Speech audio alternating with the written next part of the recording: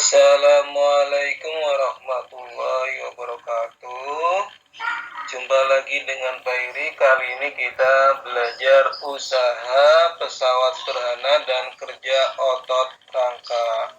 Tujuan pembelajaran ini berarti yang pertama mengenal konsep usaha.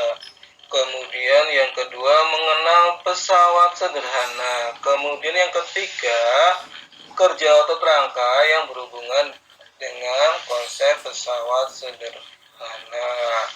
Pesan Pak Iri selalu patuhi protokol kesehatan. Terima kasih.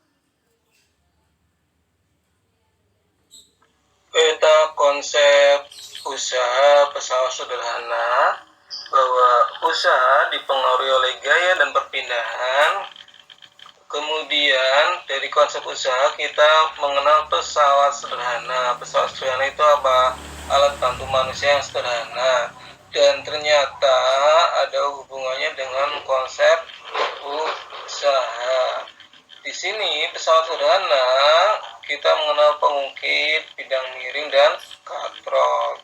Pengungkit sendiri ada 3 macam. Pengungkit jenis pertama, jenis kedua, jenis ketiga.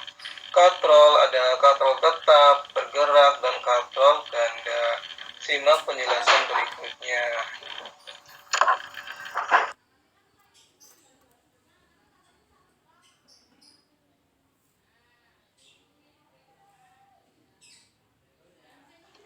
Usaha berkaitan erat dengan energi. Energi adalah kemampuan melakukan usaha atau kerja. Lalu apa itu usaha? Usaha merupakan energi yang disalurkan gaya ke sebuah benda sehingga benda tersebut bergerak. Contohnya seperti di bawah ini. Jika kuda yang menarik kereta mengakibatkan kereta berpindah tempat, maka dapat dikatakan kuda melakukan usaha. Mengapa kuda mampu menarik kereta? Kuda memiliki energi.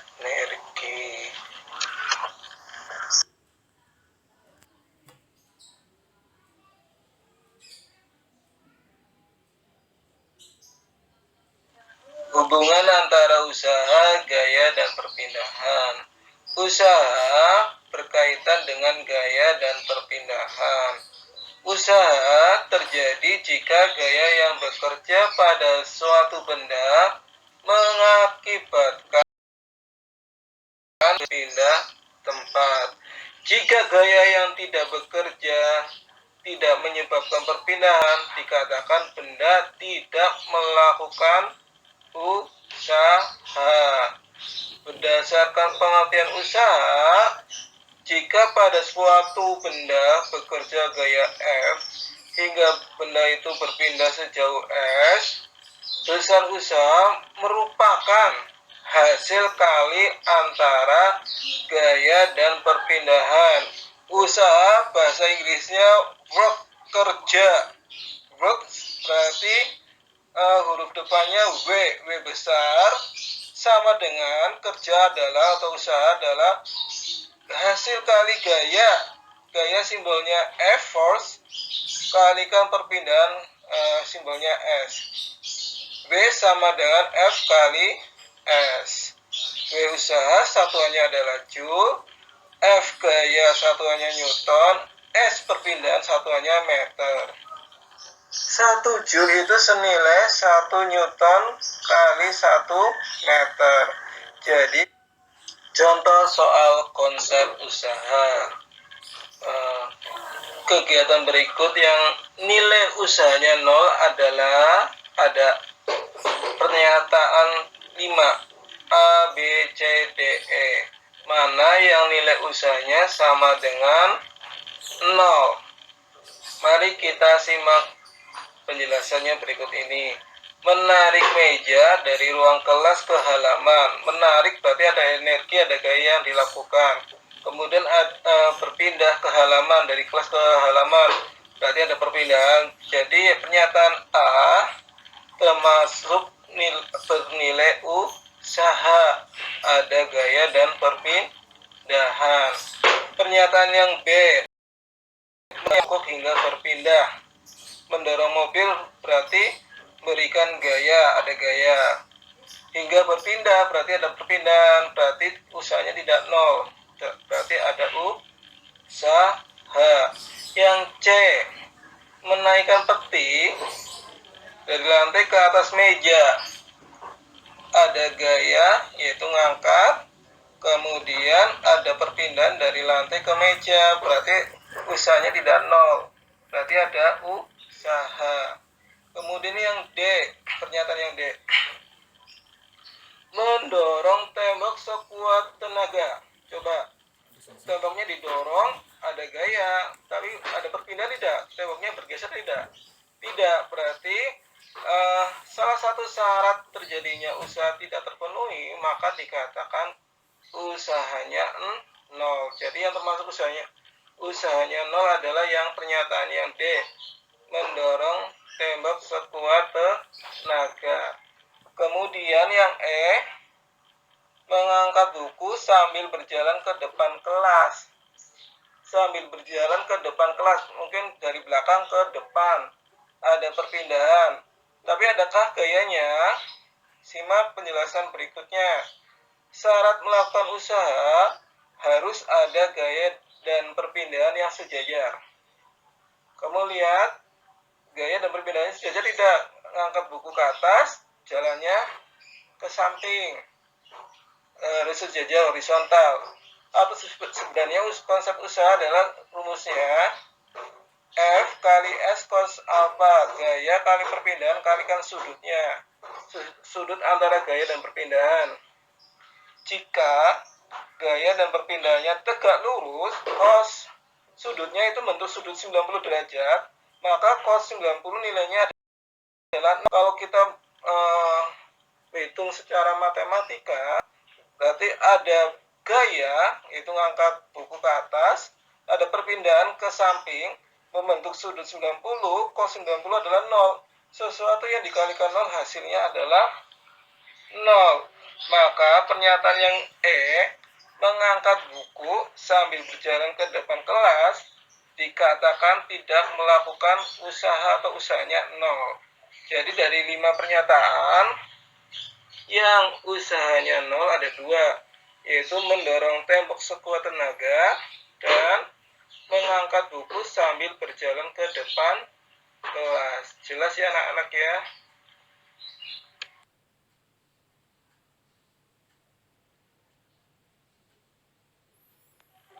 Contoh soal, perhatikan gambar perpindahan benda berikut. Ada benda, ada 3 gaya yang bekerja. Ada yang ke kanan yaitu 40 Newton dan 10 Newton, yang ke kiri 25 Newton. Akibat interaksi gaya tersebut, bendanya berpindah dari A ke B. Jika usaha oleh gaya-gaya yang tersebut terhadap benda sebesar 375 Joule, benda dapat berpindah sejauh berapa? Langkah pertama, mencari resultan gaya. Resultan gayanya adalah gaya yang ke kanan kurang yang ke kiri, yang berlawanan dikurangi dengan yang searah. Gaya ke kanan yaitu 40 Newton ditambah 10 Newton dikurangi yang ke kiri yang berlawanan arah yaitu 25 Newton. Ketemunya resultan gayanya 40 tambah 10 adalah 50 dikurangi 25, maka resultan gayanya adalah 25 Newton. Mencari perpindahan benda, rumusnya adalah usaha W sama dengan F gaya kalikan S perpindahan. Jika gaya yang bekerja lebih dari 1, maka usahanya W itu sama dengan R, resultan gaya kalikan perpindahannya. Di sini usahanya sudah diketahui sebesar 375 Joule, sama dengan gayanya 25 Newton, gaya resultan gayanya kalikan S perpindahannya. S-nya ini yang dicari, berapa besar perpindahannya? S adalah berarti usaha 375 Joule dibagi dengan resultan gayanya 25 Newton. Hasilnya adalah 15 daster.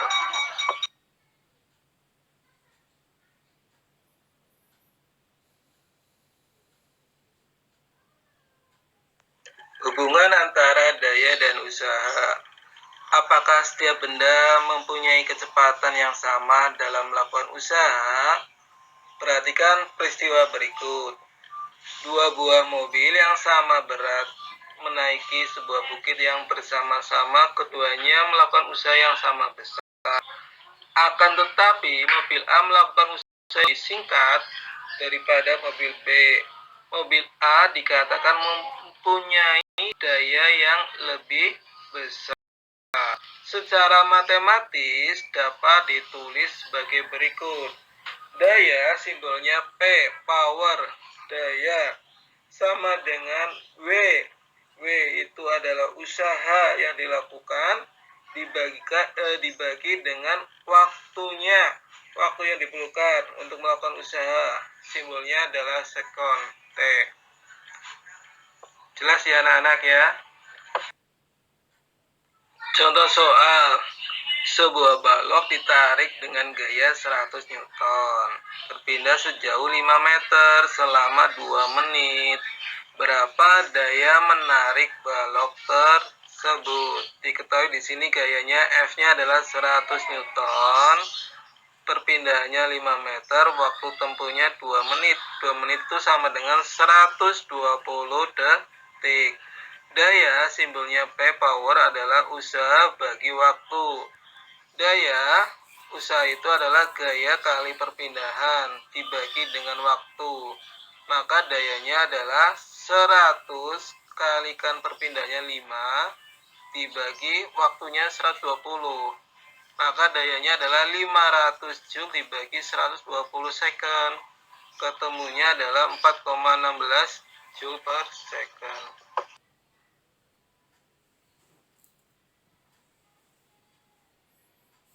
Pesawat sederhana. Pesawat sederhana adalah segala jenis perangkat yang hanya membutuhkan satu gaya untuk bekerja. Contohnya, untuk memindahkan beban berat ke tempat yang lebih tinggi digunakan pesawat sederhana, yaitu katrol dan bidang miring. Pada prinsip, pesawat adalah alat untuk memudahkan melakukan usaha dengan besar usaha yang dilakukan tetap. Jelas anak-anak?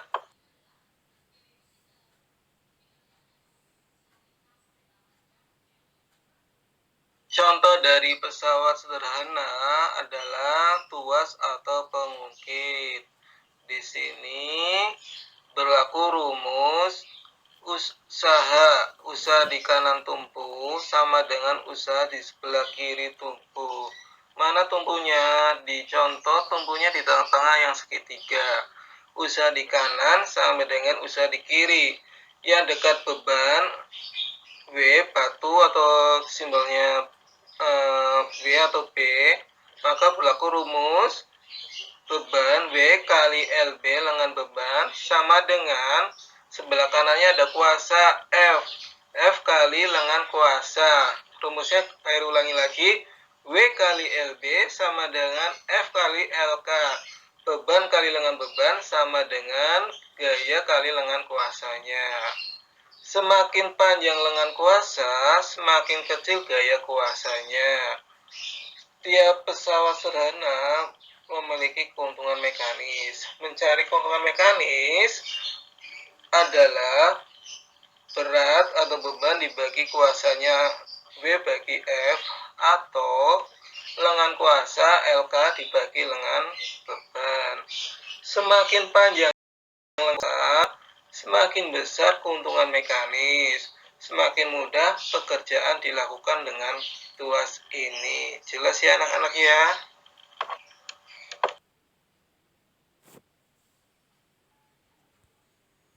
Contoh soal, jika jarak AB sama dengan 20 cm, jarak AC 100 cm, kuasa pada tuas tersebut adalah berapa? Dilihat dari gambarnya, kita peroleh informasi titik tumpunya di tengah. Titik tumpunya di tengah di B. panjang A dan B, A ke B itu adalah lengan beban 20 cm. Panjang A ke C itu panjang tuas seluruhnya. Maka panjang lengan kuasanya adalah panjang tuas dikurangi panjang lengan bebannya 20. Sama dengan 100 kurangi 20 sama dengan 80 cm.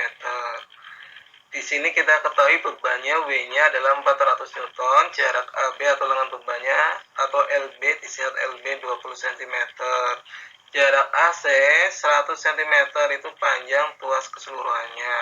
Maka panjang lengan kuasa LK itu sama dengan panjang BC sama dengan 200 kurangi 20, itu tadi kayak disinggung panjangnya lengan kuasanya adalah 80 cm.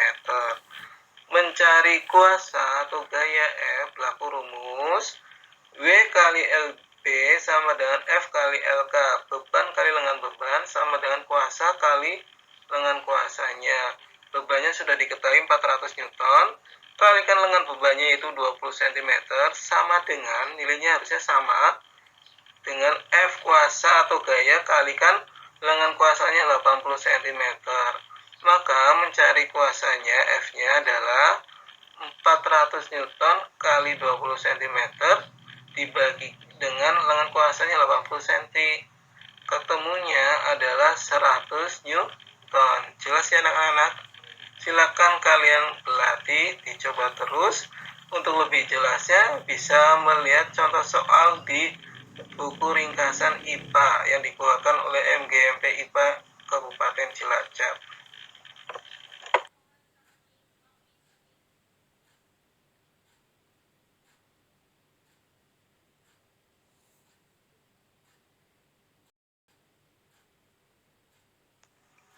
Tuas atau pengukit ada 3 macam. Jenis pertama, jika tumbuh di antara beban dan kuasa. Contohnya adalah gunting, jungkat-jungkit, dan lain-lain.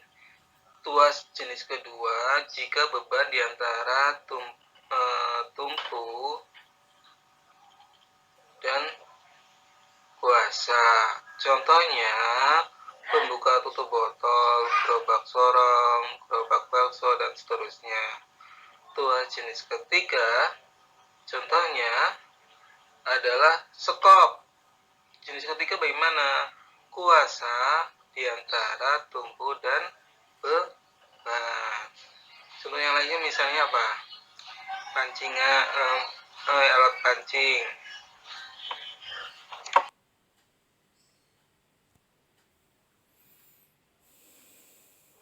Jenis soal sederhana berikutnya adalah bidang miring. Bidang miring contohnya tangga, pisau, baji, sesuatu yang miring, ada lancip gitu ya. Kemudian jalan berkelok, itu contoh dari bidang miring. Kita menggunakan bidang miring karena memiliki keuntungan mekanis. Mencari keuntungan mekanis pada bidang miring adalah beban dibagi kuasa atau gaya sama dengan kita mencari panjang sisi bidang miring dibagi dengan tinggi bidang miring. Semakin tinggi bidang miring, semakin besar gaya kuasanya, semakin kecil keuntungan mekanisnya. Semakin rendah bidang miring, semakin panjang sisi miringnya, maka semakin besar keuntungan mekanisnya. Makin mudah memindahkan beban dari suatu tempat ke tempat lain yang lebih tinggi jika panjang bidang miringnya lebih besar. Jelas ya anak-anak?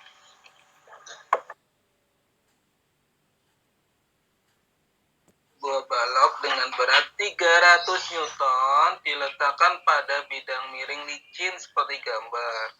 Berapa besar gaya yang diperlukan untuk menarik balok tersebut dari titik P ke titik Q? Diketahui beratnya 300 Newton. Bidang sisi miringnya sebesar 5 meter, tinggi bidang miring 3 meter. Ditanyakan F gaya gaya kuasanya berapa?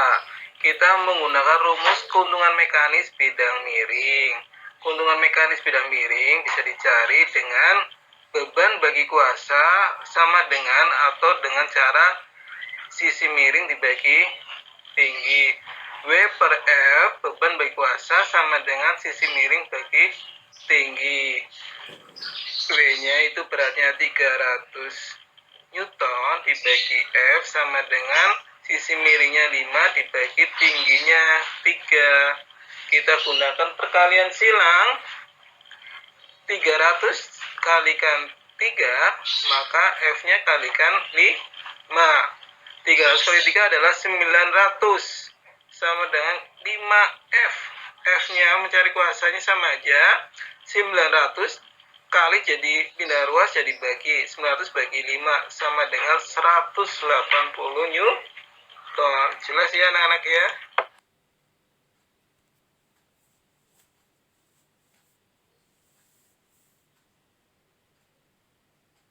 Pesawat sederhana ketiga adalah katrol. Katrol dapat merubah arah gaya. Berdasarkan tempat kedudukan katrol berbagi menjadi satu katrol tetap. Titik tumpu berada di antara ban dan titik kuasa. Maka keuntungan mekanisnya lengan beban sama lengan kuasanya senilai. Nilainya sama dengan 1. Jadi keuntungan mekanis pada katrol tetap sama dengan 1. Yang kedua, katrol bergerak. Beban berada di antara titik kuasa dan titik tumpu. Keuntungan mekanisnya lengan kuasanya dua kali lengan bebannya, sehingga keuntungan mekanisnya adalah 2. Yang ketiga adalah katrol ganda. Gabungan katrol tetap dan katrol bergerak. Untuk mencari keuntungan mekanis ini, tinggal menjumlahkan tali yang bekerja pada sistem katrol tersebut.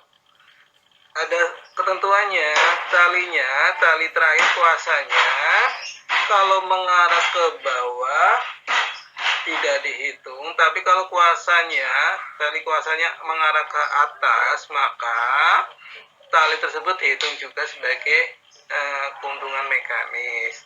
Jelas ya anak-anak ya?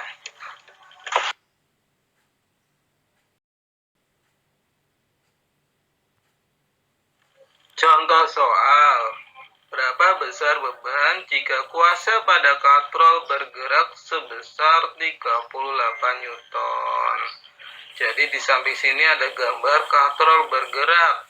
Katrol bergerak, keuntungan mekanisnya sudah ditentuin berapa jumlahnya? 2. Ada kuasanya ke atas 38 Newton. Berapa beban benda tersebut? Kita gunakan rumus keuntungan mekanis adalah beban bagi kuasa. Keuntungan mekanisnya sudah diketahui yaitu 2 sama dengan beban W yang dicari dibagi kuasanya 38 Newton. Maka mencari W-nya atau bebannya, pindah ruas bagi jadi kali 2 kali 38. Maka bebannya sama dengan 2 kali 38 adalah 76 Newton. Jelas ya contoh dari katrol, sistem katrol, yaitu katrol bergerak.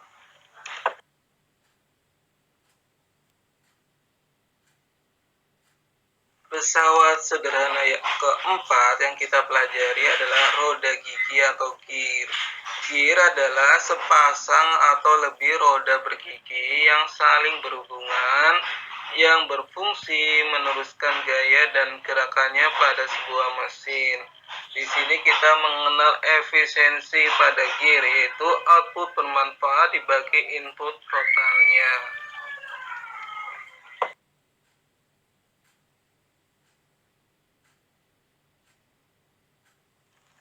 Pesawat sederhana dalam rangka. Pada tubuh kita juga bekerja berbagai prinsip pesawat sederhana. Otot-otot leher bekerja ketika kita sedang mendongakkan kepala. Leher merupakan titik tumpu dagu merupakan posisi beban, dan otot leher bagian belakang merupakan titik kuasa. Sistem ini merupakan pengungkit jenis pertama. Coba bisa kalian sebutkan contoh lain pada sistem rangka yang menggunakan sistem tuas atau pengungkit. Kalau masih bingung, silakan kalian baca di buku ringkasan materi dari MGMP IPA Kabupaten Cilacap. Demikian pembelajaran hari ini. Semoga bermanfaat. Wassalamualaikum warahmatullahi wabarakatuh.